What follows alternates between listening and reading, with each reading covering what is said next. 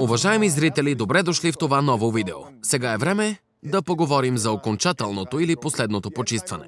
Последното почистване трябва да се извършва в края на всеки ден. Йонас, моят малък чистач, отново е до мен. Йонас, какво трябва да взема предвид при последното почистване? Първо, може да се случи все още да имате останал бетон в барабана. Ако е така, ще уведомя плановия отдел. Във фабриката питам отговарящия за системата какво да правя с него. След това отивам до съответната система, изплаквам барабана много добре и старателно и тогава можем да започнем с последното почистване.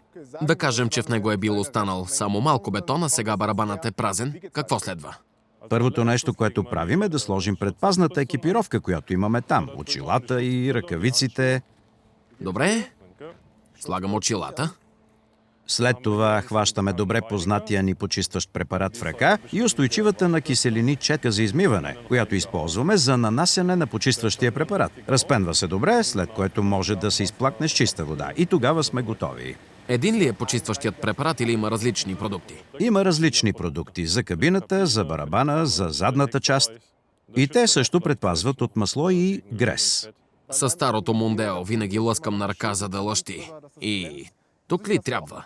Не, почистващият препарат има защитна функция, така че не е необходимо. Чиста работа, Йонас. Благодаря ти. Уважаеми зрители, това е всичко за последното почистване. Както винаги обобщихме всички важни точки в контролните списъци и добре познатите придружаващи материали. Моля, погледнете ги.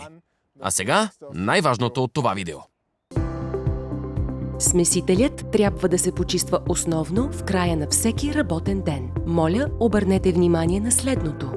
Винаги извършвайте почистващи работи само с предпазни средства и пазете очите и ръцете си от бетон и химикали. Ако все още има останал бетон в барабана преди окончателното почистване, питайте плановия отдел какво да правите с него. Ако барабанът е празен, първо го почистете обилно с вода няколко пъти чрез системата за изплакване. Повторете процеса на изплакване, докато от барабана започне да излиза само чиста вода и след това отстранете останалата вода от барабана. След това почиствате външната част с метла, четка за миене и специални почистващи препарати, които отстраняват масло, грес, мръсотия от пътя и бетонни натрупвания и предпазват повърхностите от ново замърсяване.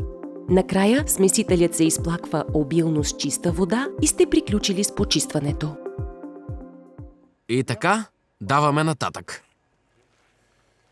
Йонас, да замъглим ли задната част? Не, последният път ми стига. А стъпалата? Не, по-добре не.